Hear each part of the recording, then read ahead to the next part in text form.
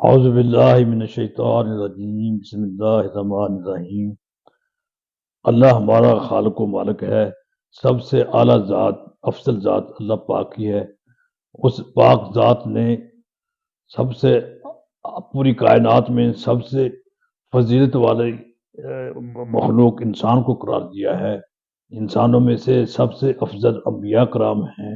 انبیاء کرام علیہم الصلاۃ والسلام میں سے سب سے اعلیٰ و افضل و فضیلت والے خاتم الانبیاء حضرت محمد مصطفیٰ صلی اللہ علیہ وسلم ہیں، جن پر قرآن مجید نازل کیا گیا۔ تمام آسمانی کتابوں میں سب سے افضل کتاب قرآن مجید ہے۔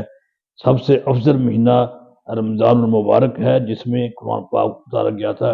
اس رمضان المبارک میں سب سے افضل رات شب ليلۃ القدر ہے۔ ليلۃ القدر کو بھی ليلۃ القدر کو اسی ليلۃ القدر کہا جاتا ہے کہ اس میں قرآن پاک نازل کیا گیا۔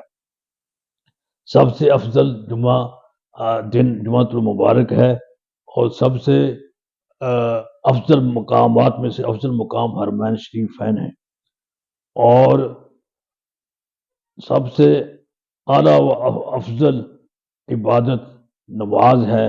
نمازوں کے ساتھ نوافل بھی، وہ نفلی عبادتوں میں سے بہترین نفلی عبادت نفلوں کا ادا کرنا ہے، اور قرآن پاک کی تلاوت ہے۔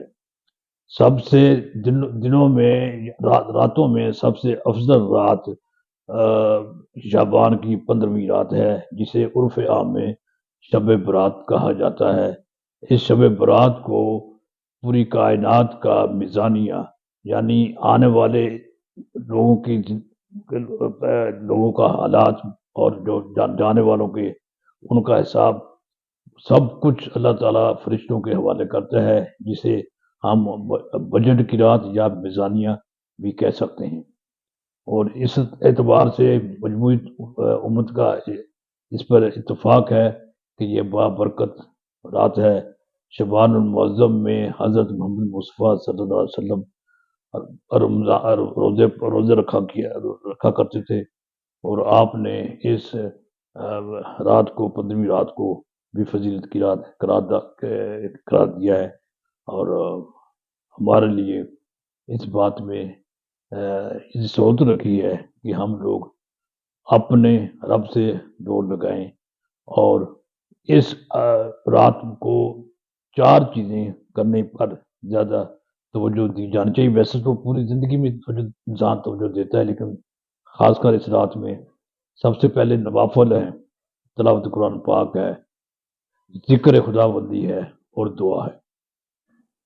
نوافل وہ عبادت ہے جو تنہائی میں کی جاتی ہے۔ اس کو اجتماعی شکل میں کرنے سے پرہیز کرنی چاہیے۔ اللہ کے ساتھ یکسوئی کے ساتھ اور اپنے سہولت کے مطابق یہ عبادت ادا کرنی چاہیے۔ اس کے بعد قرآن پاک کی تلاوت ہے، جتنی قرآن پاک کی سہولت کے ساتھ تلاوت کر سکتے ہیں اتنی تلاوت کرنی چاہیے۔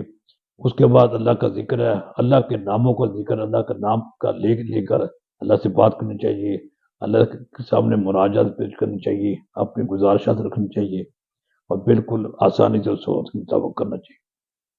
اس کے بعد دعا ہے، اپنی دعا کرنی چاہیے، اپنے گھر بار والوں کے لیے، عزیز و کاروں کے لیے دعا کرنی چاہیے، وطن عزیز کے لیے دعا کرنی چاہیے، مسلمانوں کے لیے دعا کرنی چاہیے، اور اگر ہو سکے اس رات قبرستان جانے میں فی نفسی ہی ممانعت نہیں ہے، احتیاط کے ساتھ قبروں کی زیارت کرنی چاہیے۔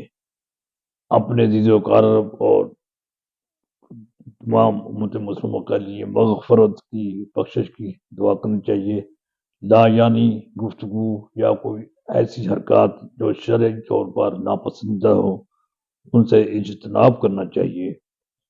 اور 15ویں شعبان کا روزہ رکھنا مستحب ہے، اور بہترین دعا جو منقول ہوئی ہے وہ ہے اللہم انک عفو تحب العفو فاعف عنا، یعنی کہ اللہ تو معافی ہے، تو معافی کرنے والا ہے، ہمیں معاف کر دے، یا اللہ ہمیں معاف کر دے، یا اللہ ہمیں معاف کر دے، اے اللہ ہم سے راضی رہے، اے اللہ ہمیں معاف کر دے۔